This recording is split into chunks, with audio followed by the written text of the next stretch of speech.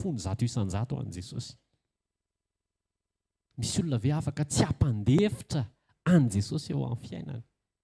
Tiako izay olo izay aloha hitehaka mafy an'i Jesosy. Raha mba misy entona dia ray fotsiny ary dia faly ny tompo. Izy rehetrarehetra.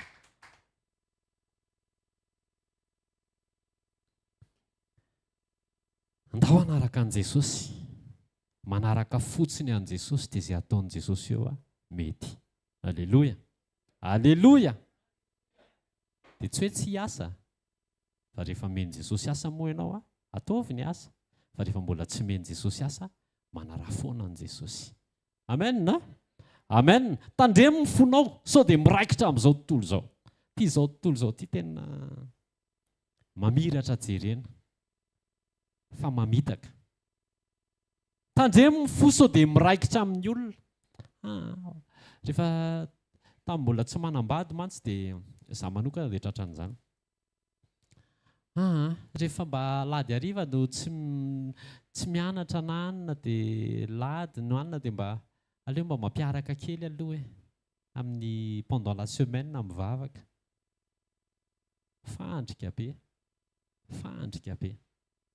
Fa rehefa fotoana omeny Jesosy aza takalo na any ambony na ety ambany fa tokano an'i Jesosy. Amen na? Amen. Aza vela misy maka ny toeran'i Jesosy fa izay maka ny toeran'i Jesosy izay ilay seza fiandrianan'ny Satana. Izay maka ny toeran'i Jesosy izay ilay seza fiandrianan'ny Satana.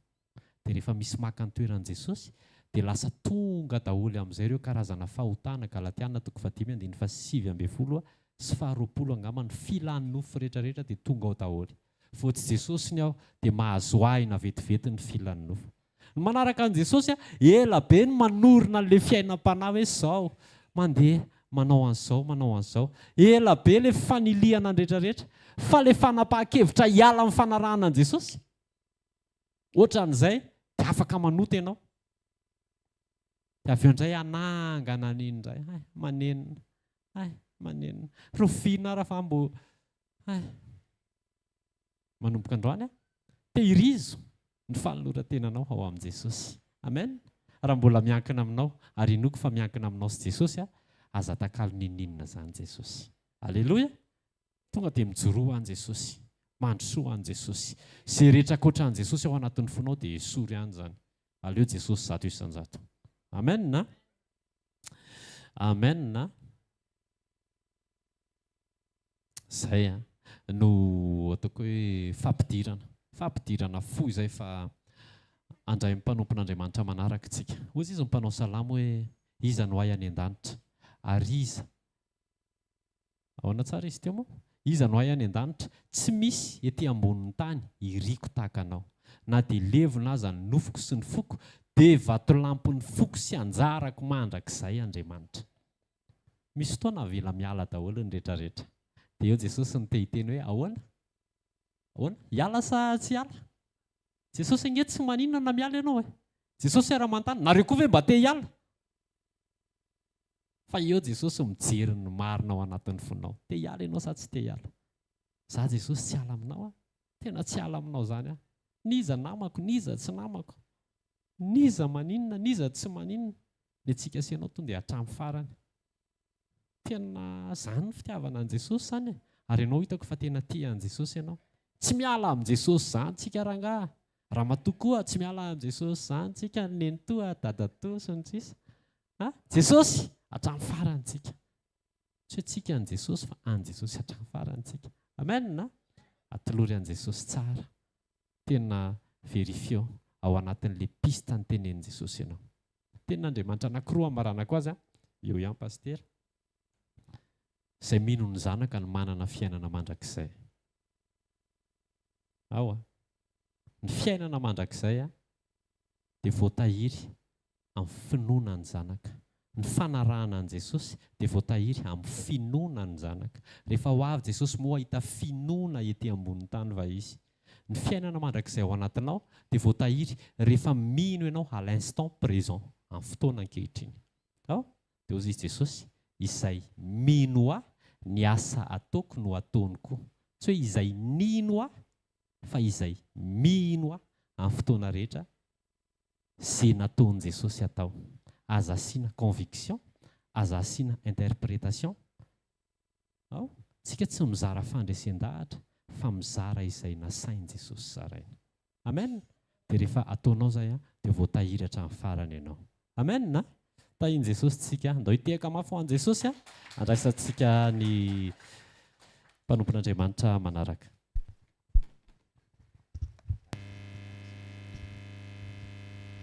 Alléluia. Faly miara-batsika amin'ny anaran'i Jesosy dia misaotra an'i Jesosy fa mbola tafahoana eto mbola manome ny teniny foana izy misaotra an'i Jesosy tsika fa mampiteny ny mpanompo ny foana izy. Raha ny tena marina tsy hita intsony izay ho lazaina fa efa voalaza ny tokony ho lazaina fa izy Jesosy hoe samy manana ny omeny tsirairay avy. Dia ndao tsika hivavaka aloha. Hiteny amin'i Jesosy tsika hoe aoka ny teny izay voaraintsika dia mbo tena ho teny fiainana sy iainantsika fa tsy ho teny mandalo fotsiny. Ray tsara indrindra amin'ny anaran'i Jesosy misaotra betsaka anao zay ny amin'ny fotoana androany, misaotra betsaka ny amin'ny anjara izay omenao, misaotra betsaka ny amin'ireto mpanomponao tonga be dia be mamaly ny antso ny fanahinao reto. Misaotra Jesosy fa ianao ny anambara sy ampanambara ny ato anatinay. Misaotra fa ianao ny anendry ny lelako anambara izay tianao ambara Jesosy. Misaotra betsaka satria tsy sitrapoko ny antehiteny fa ianao no mampiteny anay satria ny fanahinao no miara-manambara ny fanahinay. Amin'ny anarana mahery Jesosy Kristy velona masina manakely avy any Nazareta. Amen.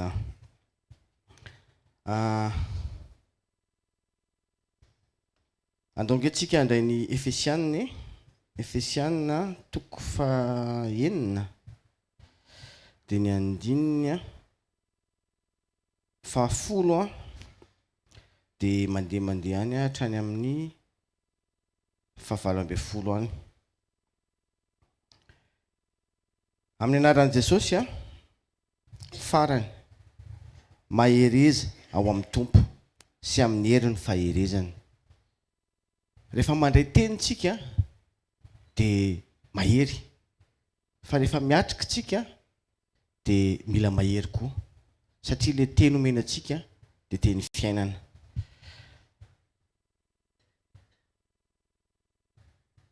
Tafio avokoa ny fiadian'Andriamanitra mba azonareo hifahatra amin'ny fangolen'ny devoly.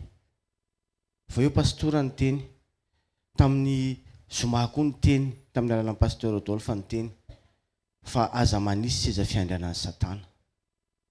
Fangolen'ny devoly fialonana. Fangolen'ny devoly fa maninona ny iny fa tsy za. Nefa samy nomen'Andriamanitra ny anjarany tsiraray avy tsika. Ndao tsika andresy an'izany amin'ny alalan'ny toetsaintsika izay ampaherezan'ny fanahy masina fa samy manana ny anjarany tsika dia aza manome fitoerana ho an'ny devoly akory na hoe mety fisaintsainana kely ilay izy fa raroton'ny devoly satria ianao ny nampandroso azy na zany nampandroso azy. Fa isika tsy mitolona amin'ny nofo amandrà fa amin'ny fanapahana sy amin'ny fanjakana sy amin'ny mpanjakana izao famanizana izao dia amin'ny fanahy ratsy eny amin'ny rivotra. Ary noho izany dia raisa avokoa ny fiadian'Andriamanitra mba ahazoanareo hanohitra amin'ny andro mahory izay ary efa vitanareo avokoa dia ahafahatra ianareo. Fiadian'Andriamanitra rehetra nomeny antsika teny fanahiny, finoana. Vao eo pasteur ny teny hoe finoanan'i Jesosy no mahazanak'Andriamanitra antsika. Ataovy tsapantsika hoe zanak'Andriamanitra tsika. Devoly efa resy satria Jesosy nefa naresy azy. Fanjakan'ny maizina efa nataony ambany tongotritsika noho ny amin'i Jesosy izay mazava sy fanjakana ato anatintsika. Mitoetra ato anatintsika fa tsy hoe mbola endrasana na hoe mbola indramina. Mila mifahatra tsika satria raha tsy mijoro tsika ho an'i Jesosy dia mora ho an'ny fahavalo ny andavo atsika.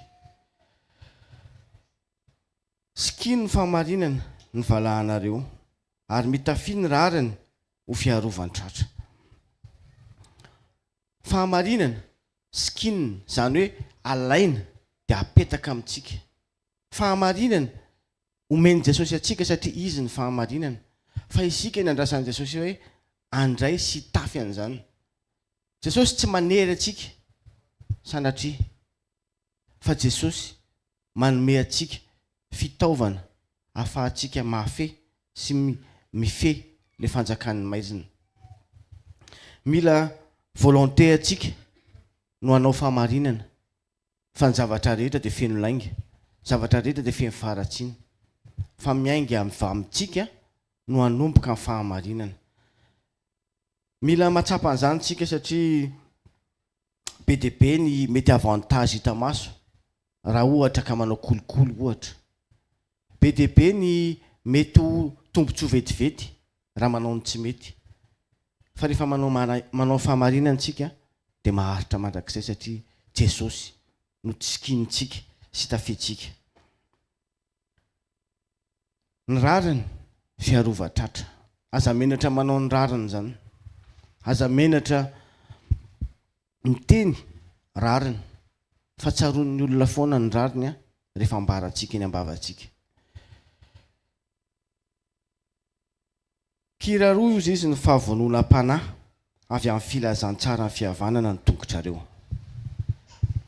Tory filazantsara tsika, Jesosy ny teny fa tory io filazantsara.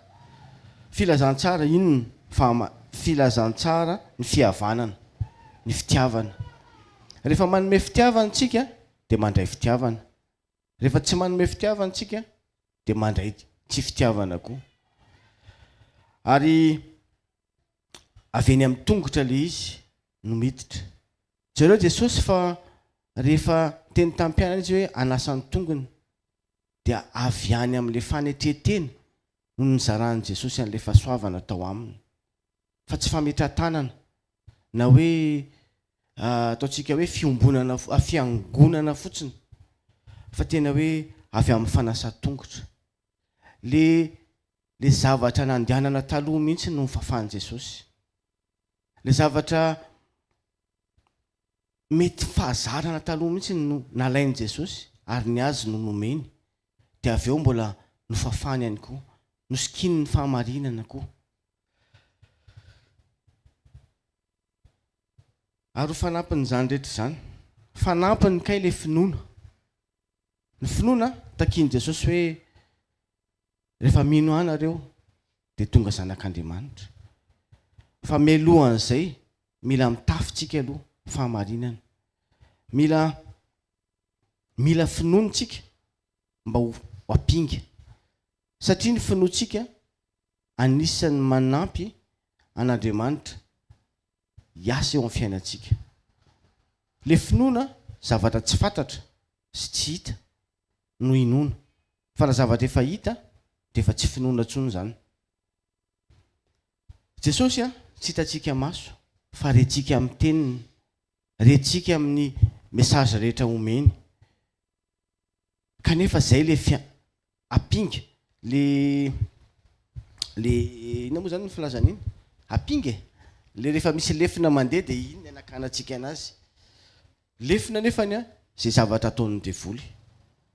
Rehefa mino an'i Jesosy tsika dia tsy voakasika izany. Rehefa ao ambanin'ny fiarovan'i Jesosy tsika dia izy no manarona atsika, ahatonga atsika tsy ho voakasiky ny ninona izay ataky rehetra mety ahatonga atsika. Ny anjarantsika mandoalika, ny anjarantsika miankohaka eo amin'i Jesosy. Rehefa miankohaka amin'i Jesosy tsika dia izy no manatanteraka ny ambiny. Ary raisy ny famonjena hozy izy ho fiarovan-doha sy ny tenin'Andriamanitra ho sabatry ny fanahy. Amen. Ny tenin'Andriamanitra sabatry ny fanahy. Tenin'Andriamanitra dia manvita délivrance. Teny avoaka ny vavantsika dia afaka midélivrer izay ataky rehetra ataon'ny devoly. Fa rehefa tsy feno teny tsika dia tsy hitantsika izay atao. Tany amin'ny toerana nalehako tany izao dia mahavariana mihitsy hoe efa fantafantatra mialoha hoe zavatra hafahafa hitranga amin'ny alina. dia mbola nyzirisy ihany zaho rangafa tsy maninona zany dia nijanona teo ihany. Tonga ny andro alina be nanao ny ataka ny devoly ary tena hoe tsy apozinao le izy, tsy eritreretinao fa transpercé hatramin'ny matériel le sensation zany fantatra hoe misy ataky atao, mivavaka ianao. Fa zao tanteraka ihany le izy mba hanehoan'Andriamanitra hoe afaky ny anala sy anaisotra n'le zavatra ratsy ataky ianao amin'ny alalan'ny teny zay ao anatinao sy ny présence n'Andriamanitra zay feno ao anatinao. Dia rehefa miteny ianao hoe amin'ny anaran'i Jesosy miala dia tena niala tokoa le izy. Tena hoe voninahitra ho an'i Jesosy. Kanefany arak'ilay fijoroana vaolombelona nataon'le rahalahy iny dia mety hoe misy fahasoavantsika, misy tenytsika, misy fahefantsika. Fa zao ny tsara indrindra manova toetritsika miaraka amin'i Jesosy. Satria tena mahavariana le izy zay misy le hoe vavolombelona mampahery ny hafa. Tsy hoe mieritreritra ianao hoe efa manam-pahefana, efa feno teny manatrika sekoly foana, fa le toetra isan'andro tsy miova. Toetra tena hoe za aloha anisan'ny amboariny foana amin'ny toetra. Misy fotoana zao ohatra teny foana fa tsisy vokatra mihitsy. Fa rehefa mangina dia mahatsapa ianao hoe miova le mankonana manodidina. Satria nahoana? Jesosy no miasa ao, fa tsy ianao manova ny ankohonanao hoe amin'izao no tena marina fa tsara ny le initiative tadiavinao tsara le hoe tiako an'izao ny zanako, tiako an'izao le planina ho an'le vadiko. Fa zao tsy izay ny ao am-pony, tsy izay ny eritreretiny, fa manana ny mety ho eritreretiny koa izy. Fa Jesosy tena hoe rehefa manginitsika dia izy ny ado antsika. Ao amin'ny bokin'ny Romanina toko 9 ny andininy 15, 14, 17. Amin'ny anaran'i Jesosy fa tsy nandray fanahy-panandevozana ho amin'ny tahotra indray ianareo, fa nandray fanahy ny zanaka natsangana izay antsoinantsika hoe Abaray io. Ny fanahy dia miara-milaza amin'ny fanahintsika fa zanak'Andriamanitra isika, ary raha zanaka dia mpandova, eny sady mpandovan'Andriamanitra no mpiray lova amin'ny Kristy koa, raha miara-miaritra aminy isika mba hiara-manam-boninahitra aminy koa. Amen. Jereo fa fanahy nomen'Andriamanitra antsika tsy natao hanandevo antsika. Fanahy nomen'Andriamanitra antsika hanampy, hampianatra, hampahery. Ary mbola nandray ny fanahy zanaka natsangana ihany koa tsika. Zanaka natsangana zany mitovy miralenta amin'ny zanaka, tena zanaka. Jesosy nafony ny rainy mba ho fanavotana ho antsika. Jesosy nafony toerana maha-Andriamanitra azy mba hanamborana antsika zay very, sika olombelona rehetra zay very. Fa itsika mila matsapa hoe efa zanaka natsangana. Fa raha vao mbola mieritreritsika hoe zanaka kala hafa dia misy zavatra tsy mety ao anatin'ny saina. Efa maninona ihany na ny ohatr'izao dia efa maninona ny ohatr'izao. Fa rehefa miray amin'i Jesosy tsika, rehefa miombina amin'i Jesosy tsika. Nisy fampianarana izay nataon'ny pasteur Zao tena hoe nahavarinana hoe fiombonana, vavaka, teny, toetra. Mila tsika feno vavaka aloha, feno vavaka amin'ny fotoana rehetra. Eny, fa na dia ataontsika hoe mandeha tongotra eny, mitondra fiara, naiza naiza, dia mila feno vavaka tsika miresaka amin'i Jesosy. Feno teny tsika, satria vao miratra amin'ny masontsika dia tokony mamaky teny aloha. Ao anatin'ny alina le foaza amin'ny fanahy masina iny, tokony tonga dia misy teny tokony ho anahy zany, dia avy eo tsika mivavaka. toetra amin'izay amboarina selon any teny zay voaraintsika zay ampanambarany Jesosy any mpanompony tsiraray avy zay manambara azy eto.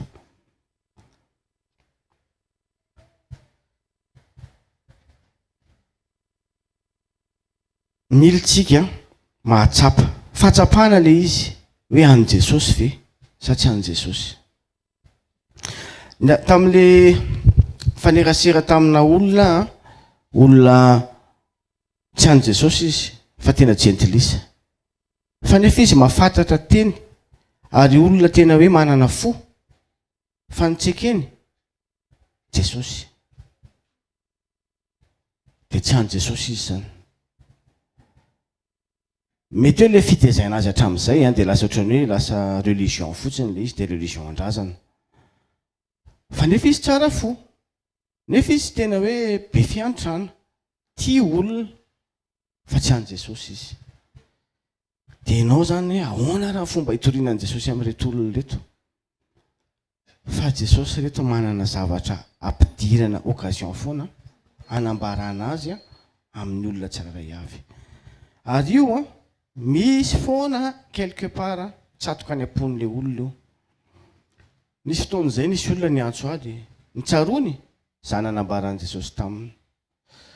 Dikan'izany tsy very maina ny fitorintsika filazantsara. Na tsy manaiky eo ny eo ara le olona torintsika azy fa Jesosy miasa any ambadika any. Ny fanahy miara-milaza ny fanahintsika ozy izy fa zanak'Andriamanitra isika. Dikan'izany isika mihitsy mila matsapa aloha hoe ny toerana misy atsika, ny zavatra tokony hiainantsika araka ny teny zay ambaran'i Jesosy. Mila manana fo miraikitra an' Jesosy tsika satria izay ny tanjo amin'ny filazantsara. Tsy motivation azahoana rena no anomponan'i Jesosy fa motivation atonga atsika ho tafatoetra ho zanaka. Motivation atonga atsika ho tafatoetra fa misy mandrakizay miandry atsika. Motivation atonga atsika ho tonga saina fa tena efa akaiky ny fiavian'i Jesosy ary mila miambina tsika. Ny fiambenana tena hoe matoa ianao miambina de mahafantatra hoe misy ataka zany fa tsy hiambina eo anao raha tsy fantatra hoe misy ataky tokony hiala zany. Afaka matory mandry fotsiny tena hoe mandry fehizay ianao raha ohatra ka fantatra eo fa tsisy ataky fa tsy tafatoetra ianao rehefa fantatra hoe mila miambina tsika. Satria tao anatin'le Virjiny nasain'Andriamanitra ny andro mpampakatra nge nisy ny natory nisy ny nanana solika fa zay toe taitra tamin'ny fotoana nanambarany Jesosy hoe efa hito fa tonga no tafiditra niaraka tamin'i Jesosy. Ny ankoatran'izay voakaratoka varavarana fa tsy tsika zany amin'ny anaran'i Jesosy satria tsika mbola velonaina somatsara mbola misy antenaina satria tsika mbola éveillé somatsara de mbola afaka ny atsiaro foana hoe Jesosy de manomana fitoerana ho atsika.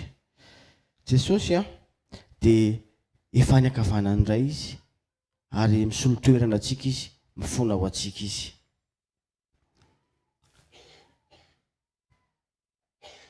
Ny teny zay reantsika de tokony ahavangany fotsika. Ny teny raha tsy tonga nofo de tsisy zavatra hitatsika azo raisina. Ny teny tonga nofo de natonga atsika hisitraka fanasitranana zay nataon'i Jesosy, hisitraka fiainana nomeny Jesosy atsika. Ary ny rany Jesosy zay fanahy de tafiditra ao anatsika amin'ny maha-Kristy azy zay mitoetra ao anatintsika ary indrindraindrindra anovantsika amin'ny toe-po akasitran'Andriamanitra sy toe-panahy akasitran'Andriamanitra ary araka an'izay takian'Andriamanitra amin'ny vokatry ny fanahy. Vokatry ny fanahy fitiavana, faharipo. Zay fotsiny raha vitatsika no mihoatra an'izany de voavahan'ny olana eo amin'ny fiainantsika. Militsika mahatsiaro le olona mety mbola mpanenjika atsika reny le mpanenjika ny hoe manenjika izy satria hitany fa mety metsara ianao tsy hoe mety fa tena metsara ianao satria ianao manana an' Jesosy lay teny velona ao anatintsika. Misy olona manenjika izy dia tonga dia teny zay tiany tenenina ary le teny tiany tenenina teny tsy mahafaly anao fa teny makarary tsara anao mihitsy. Réaction anao manahoana? Réaction anao ve calme sa izy sady ohatran'ny mitovy aminy ihany? Fa rehefa calme ianao dia miasa Andriamanitra. Ao anatin'ny fotoana foly izy tonga dia ohatran'ny tsisy ninina zany. Dia miasa saina ianao fa ahoana ary satria ianao nangina. Rehefa manginitsika dia an'Andriamanitra ny ambony. Mila tsika manana ny toetra tia ny rahalahintsika na ny anabavintsika na ny ireo mpiara-monina sy mpiara-manompo amintsika.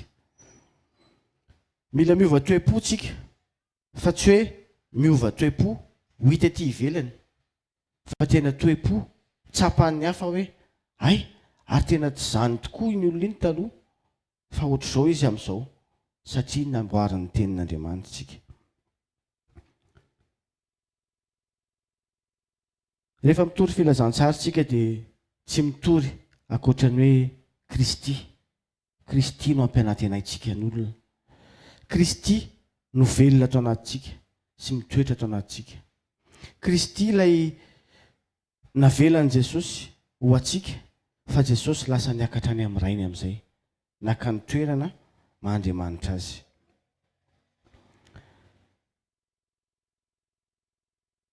Le toe-tsaina isika manova azy fa ny toe-tsaina efa mibeazana antsika hatramin'izay. Fa rehefa mandray fahamarinana antsika dia anjarantsika no manova ny toe-tsaina hifanaraka amin'izay teny sy fahamarinana ambaran'i Jesosy amintsika. Manjary lasa diso ny akta ataontsika, diso ny toetra izay iainantsika, ny finoana izay lasa velona ao anatintsika koa diso noho izay toe-tsaina andraisantsika ny tenin'Andriamanitra izay. Jereo ao amin'ny Matthieu 19:21 ge amin'ny anaran'i Jesosy. Raha te ho tanteraka ianareo, dia hoy Jesosy taminy, raha tia ho tanteraka ianao, amin'ny teny frantsay izy dia hoe si tu veux être parfait, amidio ny fanananao. Le toe-po mitoetra sy mieritreritra fananana satria hoe zany niary an'io, satria hoe volako io, nefa Andriamanitra ny teny hoe zany nanome anareo hery avory arena. Dia toetra koa mila mahafoy sy mahatsiaro ny malahelo tsika dia hanana rakitra any an-danitra tsika. Dia izay vao andeha anaraka an'i Jesosy. Tsy maika zany hoe anaraka an'i Jesosy nefa le fo mbola tsy ao, fa ny an'i Jesosy ny fo aloha nijereny. Ataoko hoe tamin'izaho vao natsoin'i Jesosy zao tsy tao mihitsy ny toetrako aloha, tena hoe jiolahy, fa Jesosy nahita ny tao am-poko.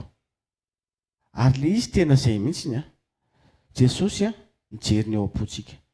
Tamin'ny fotoanandro anankiray zao natsoin'i Jesosy anao hoe ho atokana ianao amin'ny fotoana tsy vonona ny foko, satria hoy izy hoe tsy haiko izany, tsy hanao an'izany mbola tia harena. Dia lasa ohatrany hoe tena tsy mety izany ka, fa aleo aloha tsy izany nampianarana anay. Fa au moment amin'izay hoe tena vonona ny foko hoe Jesosy vonona. Tsisy olona niteny anao hoe ahoana ihany le resaka tamin'izao, za irery ihany nafantatra an'izany. Dia rehefa tonga amin'izay le fanarian'i Jesosy ny tao am-poko dia izy hoe vonona ary Jesosy. Dia rehefa niteny hoe vonona amin'izay dia amin'ny fotoana tsy eritreretina mihitsy fa amin'ny fotoanan'i Jesosy no nanatanterahany zay faniriany zay. Faniriany le izy fa lasa faniriko le izy rehefa tonga ilay fanairana ny tato am-poko. Zao tsika ivavaka tsika isoran'Andriamanitra ny amin'ny teny zay ny ampitondrainy.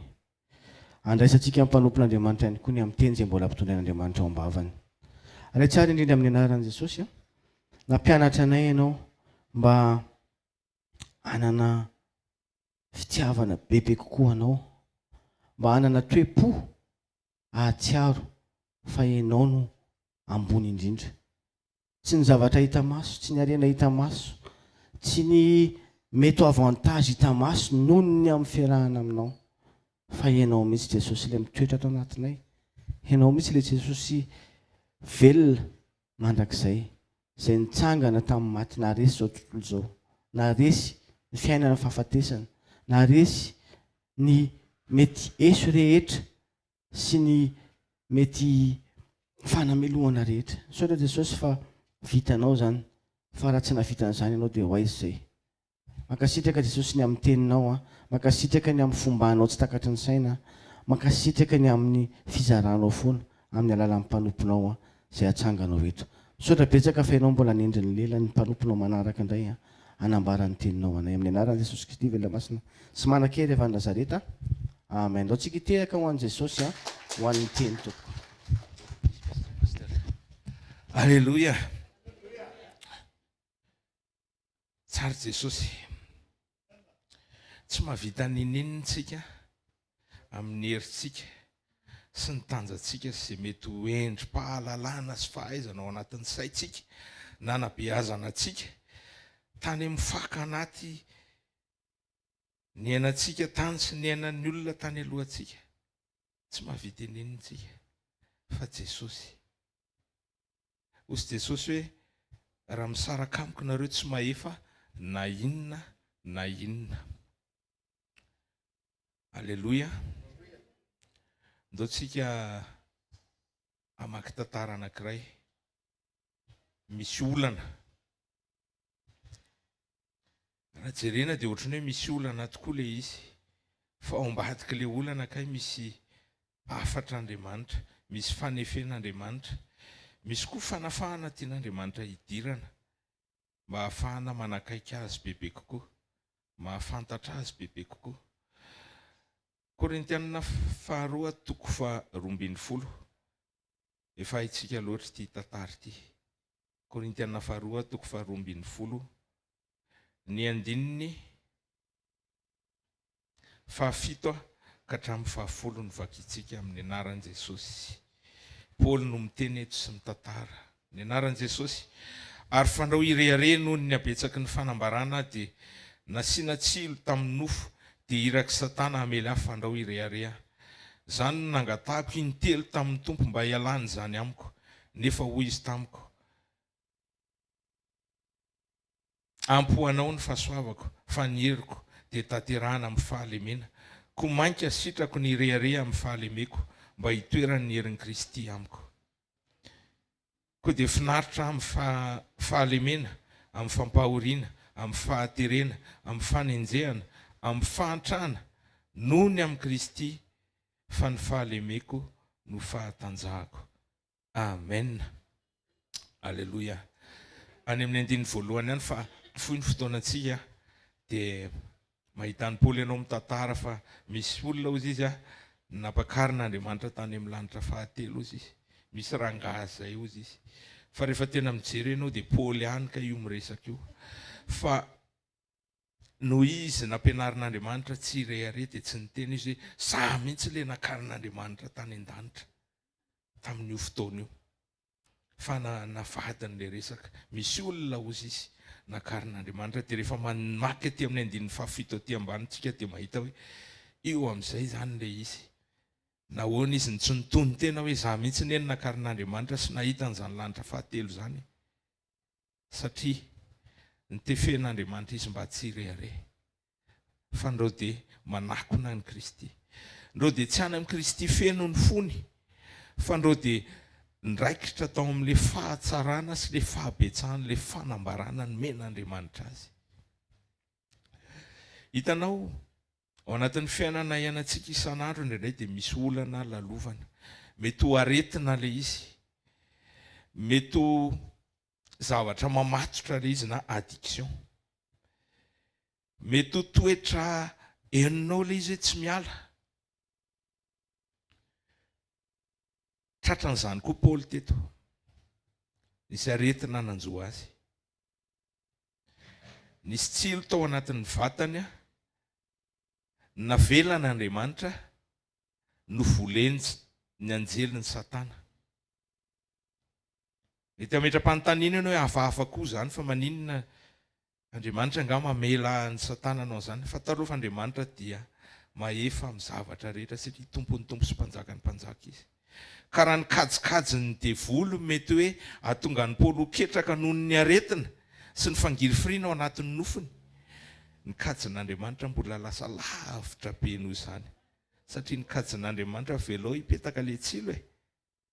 Fa raha mipetaka ane le tsilo e, dia misy fanefena anaty hipetraka lalindalina kokoa ao anasitrana azy, mihoatra noho ny fanasitranana ny nofony, dia ny ahatonga azy tsy irehare, ahatonga azy tsy hanalavitra fa ho akaika, dia voavonjo ny fanahany, dia mitoetra ao amiko mandrakizay izy. Fa tsy takatra Satana zany, fa ny azy dia hoe asiako fotsiny ty aloha, dia mangirifiry eo ny nofony dia falifaly, fa tsy takany hoe kay le fangirifirian'ny nofony Paoly vao mainka nitondra fitomboana sy fanakekezana an'Andriamanitra sy fahatakarana ny sitrapon'Andriamanitra lehibe kokoa. Nandray ao anatin'ny fiainantsika dia mety misy olana, mety misy fangirifiriana, hoy atao hoe mety misy addiction mitazona anao. Inona nataon'ny Paoly rehefa sendran'izay izy? Nataon'ny Paoly dia nitodika tamin'Andriamanitra izy, todika tamin'Andriamanitra izy. Nangataka izy hoe mba esoro amiko izy ty, intelo metaona raha azo atao. Rehefa misy problema zany eo aminao dia mitodilo amin'Andriamanitra. Sekoly fa mana olantsika, todilo amin'Andriamanitra, todiany aminy zay ataonao. Ny Paoly teto tonga izy dia nangataka hoe za tena mangirifiry Jesosy fa esory amiko ty raha mba mety aminao. Fa ny anao mety hoe mitodika any amin'ny fotsiny ao dia mety hiteny hoe misaotra Jesosy, mety nanao an'izay koa Paoly, satria Paoly ihany no mampianatra antsika hoe misaora amin'ny zavatra rehetra. Mety nisaotra izy dia avy eo dia nangataka hoe tena misaotra aloha fa mangirifiry fa zao raha mety esory ty dia mba esory. Dia takizany koa ianao, rehefa sendra olana ianao, rehefa sendra fangirifirina ianao, raha misy addiction tsy mety afaka ao aminao dia mitodilo amin'Andriamanitra, dia antanio Andriamanitra fa maninona mangirifiry Jesosy, inona ny antony ty, inona ny lalana tianao aleako, misy afatra avy aminao ve ao ambadika ty, misy fanefena avy ao ambadika ty, misy zavatra tokony ataoko ve? Indraindray ny olona mieritreritra fa efa tapitra fantatra daholo ny sitrapon'Andriamanitra, fa ny sitrapon'Andriamanitra tsy tapitra fantatra ao zany. Misy sitrapon'Andriamanitra vaovao mipotra foana isan'andro, misy fahalalana tsara n'Andriamanitra mipotra foana isan'andro, isan'andro isan'andro, rehefa miray sy miombina aminy ianao, misy foana. Ka za mieritreritra hoe matoa misy aretina dia zao ny dikany, matoa misy olana dia tonga dia zao ranga ny dikany io. Mijery soratra masina tokoa ianao dia miteny hoe matoa zany marary dia mety mahatonga tsy irehare, mety ho zay mety ho zay. Raha mamaky ny soratra masina dia misy antony be dia be mahatonga ny aretina. Ny tenin'Andriamanitra mbola miteny ihany koa hoe nareo koa raha mba mandray fanasan'ny tompo ihany fa tsy mety sitrana, satria misy problème ao amin'ny toeponareo. Asinao matoa mipetraka ny olana anankiray misy antony be dia be fa zao mitody amin'Andriamanitra, manontania an'Andriamanitra. Tsika zanak'Andriamanitra dia manana tombony satria afaka miresaka mivantana amin'ny raintsika. Alleluia, miresa mivantana amin'ny rainao. Fa ahoana, inona ny antony? Inona ny antony? Dia antanio azy ny lalakombana, antanio azy ny mety fampaherezana omeny anao, antanio azy raha misy zavatra tokony ahitsy, raha antanio azy raha misy zavatra tsy tokony ahitsy fa androsoana fotsiny amin'ny toerana efa midingana efa misy anao. Fa mitody amin'Andriamanitra dia miresa aminy, miombona aminy. Zay nataon'ny Paoly teto, todika tamin'Andriamanitra izy. dia nangatako hoe sory dia namaly azy Andriamanitra hoe ny heriko ampo anao ny fahasoavako fa ny heriko tanterahana amin'ny fahalemenao. Le fahalemena tsy hoe eto aloha zany fahalemena resahana tsy hoe fahotana akory na zavatra fantatrao fa afaka tsy ataonao nefa mbola ataonao ihany, fa le fahalemena eto zavatra ao anatin'ny nofon'ny Paoly tsisy ninona azo ny atao fa eo le izy mangirifiry marary mety mahamenatra koa, tsisy azo ny atao fa eo le izy. Zay le fahalemena resahan'ny Paoly eto ara-piteneniny fanamasina azy. So mantsisy iteny hoe tanterana amin'ny fahalemena le izy dia zao le mba fahalemena e, ty moa ny any le mba fahalemeko ty aleo tsy teneniko le izy fa hainao ny tiako tenenina. Ny fahalemena tsy fahotana akory fa mety ho zavatra petraka Andriamanitra na avelan'Andriamanitra hitoetra ao anatin'ny nofinao ohatra ny Paoly eto ohatra zany. Misy kosa nefa karaza fahalemena zay tsy mety hoe fantatrao fa hota le izy fa tsy mety afaka ianao satria famatorana, tsy afaka ianao namezaka azy, tsy afaka ianao mitodia amin'Andriamanitra dia anontaniana ny tompo hoe fa maninona. Nisy olona niresaka tamiko dia ozy le olona hoe zaho izy le olona ao anaty fahalemena ao anaty famatorana zavatra anankiray izay fantatro fa tsy sitrapon'Andriamanitra loatra le izy.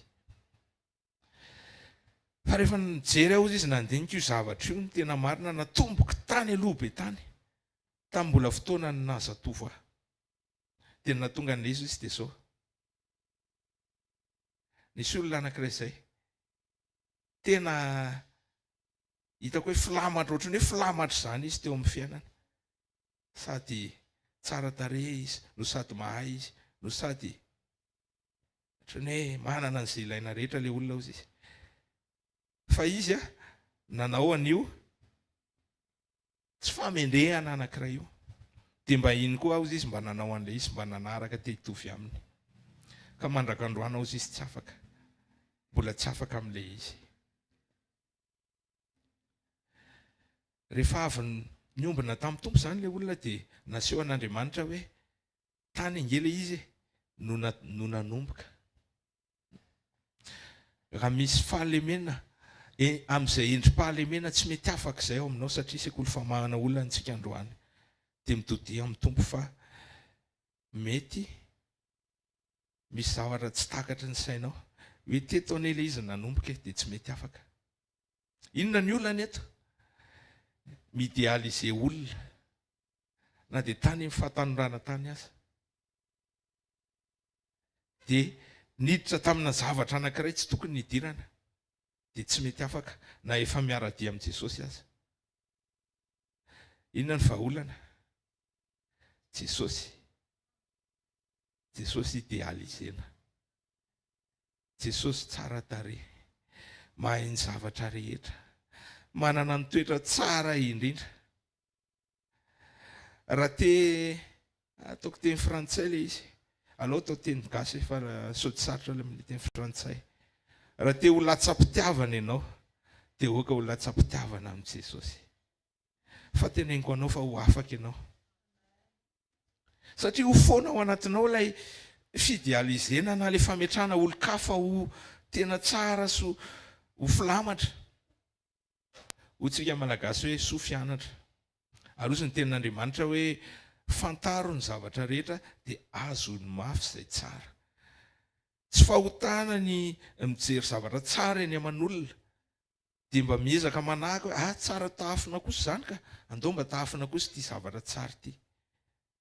Fa fahotana kosa raha ohatra ka apetrakao ho filamatra manakona an' Jesosy ilay olona, na izy na iza, na mpanompon'Andriamanitra izy na zanak'Andriamanitra na indrindra fa raha tsy zanak'Andriamanitra ka apetrakao hoe ity tena ohatr'izao mitsiriritra an'ity olona ity, te hitovy amin'ity olona ity, ohatr'izao ny fiainana tena tedaviko. Raha vao manao an'izay ianao dia mitody haingana any amin'i Jesosy hoe any tena marina Jesosy, ianao ka iny tena tedaviko, fa ianao ka ny tena filamatra indrindra. Dia teneniko aminao fa ho afaka ianao, ho afaka ianao. Indraindray zany mety misy aretina, indraindray mety misy zavatra mangeja anao, mety zavatra tany aloha tany mitodi amin'Andriamanitra, fa ho ampahafantariny ianao hoe izao ne ny mahatonga an'ilay izy, misy zavatra ao anatin'ny fonao mbola tsy feno tsara ho satria Andriamanitra mitaky amintsika ny fahamoizantsika ny zavatra rehetra ho azy, na le antsoina hoe abandon total. Le izy tsy hoe ariko daholo zany ny zanako, ariko daholo zao, fa le fonao mahafoy ny zavatra rehetra sy mametraka an'Andriamanitra ho mihoatra ny zavatra rehetra, ho mihoatra n'izaniza. Mety tsy vitanao zany, fa raha tsy vitanao ary izy androany dia teneno Andriamanitra hoe te ohatra zany te hiabandonner totalement, te hafoy tanteraka ny momba rehetra ho anao fa sao dia mbola misy tsy nafoiko tsara, sao dia mbola misy, sao dia mbola fifandraisana miandry valiny, miandry vokatra, miandry tombontsoa ny fiarahako aminao, fa sao dia tsy fahafoizako ny momba rehetra sy ny zavatra rehetra ho anao. So mbola tsy izay dia miresaha aminy, fa mety tsy ho vitan'ny herinao zany. Ny faharesen-dahatra ao mety eo ihany, ny fanekenao mety eo ihany, fa ny herinao mety tsy mahavita an'izany. Mangataha amin'ny fanamasina mahavita an'izany ao anatinao, mba hafoy ny zavatra rehetra ho an'Andriamanitra. Amen. Androany indraindray mety toetra le izy. Zaho zao vao miaingeto dia mandeha dia mitondra fiara dia misy olona manao an'ilay antsoina hoe abus de priorité. Dia tsy nahazaka ny foko fa niteny tamin'ilay olona nefa tsy tokony niteny. Hoe izao ataonao izao ny antsoina hoe abus de priorité na fanararotana zany eo amin'ny lalàna ny fifamoivoizana. Marina fa manandrarina ianao fa raha ohatra kosa efa tafiditra ela be teo amin'ilay lalana dia mba tokony mba mandefitra ianao satria efa tafiditra, satria hoy ny lalàna ny fifamoivoizana hoe lasa fanararotana ilay izy raha manaroratra loatra, dia tafateny tamin'ilay olona. Nefa hitako hoe tsy tokony niteny fa hitako hoe izay toetra izay toetra tsy haiko hoe nilovaina tamina zavatra nisy tany aloha, misy frustration niainana tany aloha, misy complexe niainana tany aloha, ohatrany hoe tsy manaiky, ohatrany hoe nisy zavatra nanjovy tany aloha tany dia nitsindrin'olona tamin'ny fotoana anankiray dia tonga amin'ny fotoana iray ianao dia tsy ohatrany hoe tsy manaiky tsindrin'olona intsony.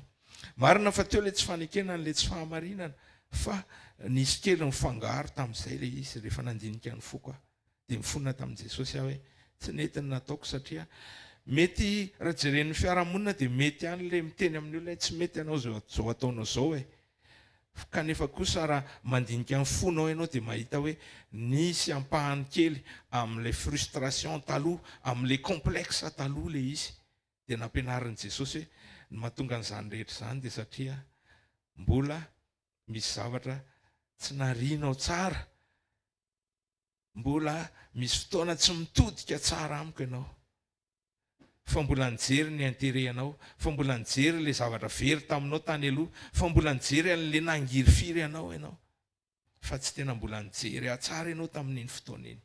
Mampirisika anao androany hibanjina an'Andriamanitra, hitodika mandrakariva amin'i Jesosy afoy ny zavatra rehetra ary raha misy olana dia mitody aminy, dia hiteny aminao izy, hiresaka aminao izy.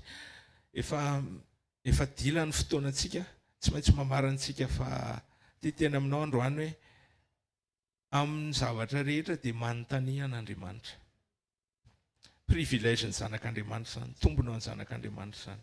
Tsika afaka manontany an'Andriamanitra hoe ahoana ny atao, inona ny antony. Teneniko aminao azo antoka ny fahamaliany. Amin'ny fomba maro namalian'Andriamanitra anao. Voalohany amin'izany ny soratra masina, ny tenin'Andriamanitra. Ao ny vahaolana, ao ny valiteny rehetra ao anatiny. Fa indraindray koa Andriamanitra mety mampiasa zanak'Andriamanitra hamaly ianao.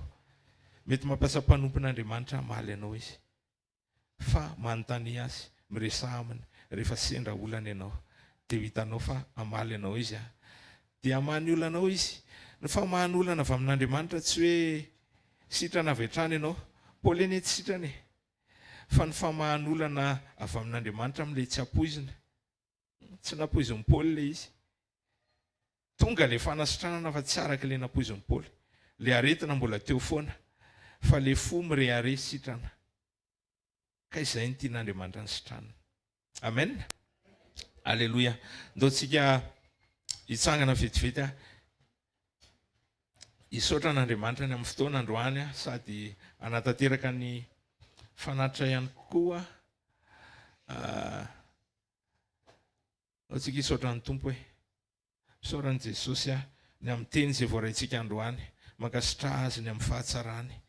Ray masina tsara indrindra misaotra ny amin'ny teny izay voaray androany, misaotra ny amin'ny fotoana ny tantananao anay androany, mankasitraka Jesosy ny amin'ny fahatongavanay eto amin'ity toerana ity, ny amin'ny mpanaraka ny amin'ny direct, ny amin'ny mpanaraka ny amin'ny radio. Misaotra Tompo malala, mankasitraka anao izay fa mitantana ny dianay foana ianao mba anakaiky anao isan'andro isan'andro, anakaiky ny sitraponao, anakaiky ny fankasitrahanao Tompo. Misaotra Tompo fa tsapanay fa tsara ianao, tsapanay fa mendrika ny fidirana, ny fisaorana sy ny fankasitrahana rehetra ianao, dia anao ny fidirana sy ny voninahitra mandrakizay. Alleluia. Amen. Mazo mipetraka vetivety kely tsika dia filazana vetivety fotsiny fampahitsivana antsika fa mitohy rapitso ny sekoly eto amin'ny deuxième étage ny supérieur Analakely sekoly fanasitranana rapitso manomboka amin'ny 7 dia mirava amin'ny 8 sasany eo tsika. Amin'ny larobia dia mandeha indray ny sekoly fitahim-panasy fanambiana toetra tofoana ny ora amin'ny tofoana ny toerana eto amin'ny deuxième étage supérieur Analakely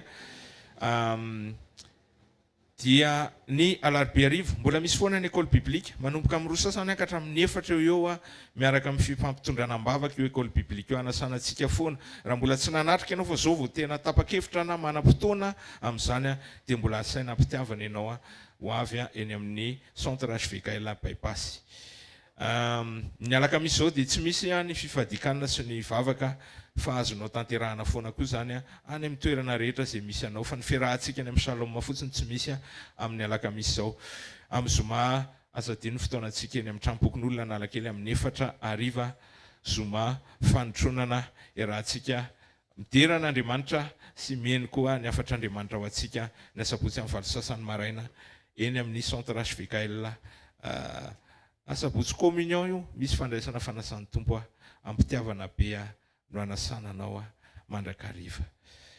Ndaontsika hitsangana ary hisaotra ny Tompony amin'ny fotoana androany asandrataony amin'ny Tompo ny tanantsika raha mety dia raha hoy izy ankala zao izy ny tenin'Andriamanitra hoe tanana madio izy no asandratrareo any amin'ny Tomponareo dia asandrato ny tananao dia hisaory izy dia raha hoy izy meo voninahitra izy amin'ity androany ity indray. Mankasitraka Jesosy ny amin'ny fitantananao, ny amin'ny fahatsaranao, ny amin'ny fahalebiazanao, ny amin'ny fisianao eo amin'ny fiainanay izay mihoatra lavitra noho ny fisianay.